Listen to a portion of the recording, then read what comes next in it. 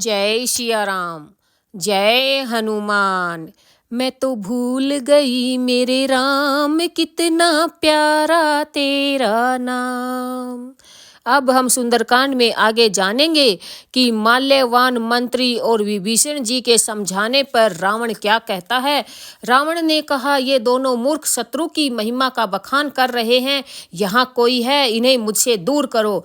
तब माल्यवान तो घर लौट गया और विभीषण जी हाथ जोड़कर फिर कहने लगे, हे नाथ, पुराण और वेद ऐसा कहते हैं कि सुबुद्धि अच्छी बुद्धि और कुबुद्धि खोटी बुद्धि सबके हृदय में रहती है। जहाँ सुबुद्धि है वहाँ नाना प्रकार की संपदाएं और सुख स्थिति बनी रहती है, और जहाँ कुबुद्धि है वहाँ परिणाम विपत्ति दुख बने रहते हैं। आपके हृदय में उल्टी बुद्धि आ बसी है, इसी से आपका हित अहित और शत्रु को मित्र मान रहे हैं, जो राक्षस कुल के लिए काल रात्रि के समान है। उन सीता पर आपकी बड़ी प्रीति है।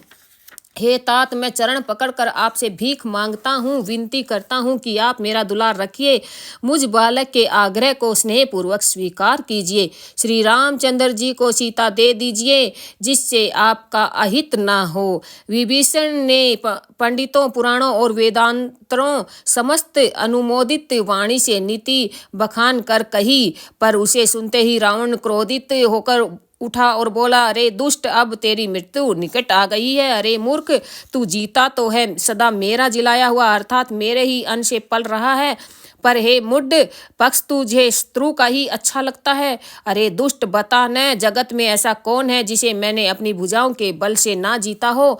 मेरे नगर में रहकर प्रेम करता है तपस्वियों पर। मूर्ख, उन्हीं से जा मिल और उन्हीं को नीति बता।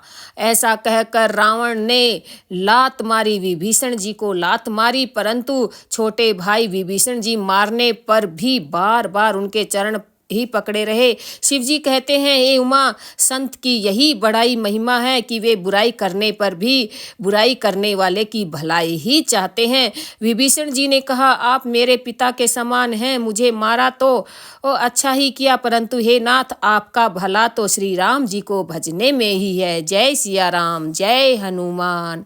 मैं तो भूल गई मेरे राम, कितना प्यारा तेरा नाम। हो मैं तो भूल गई मेरे राम, कितना प्यारा तेरा नाम।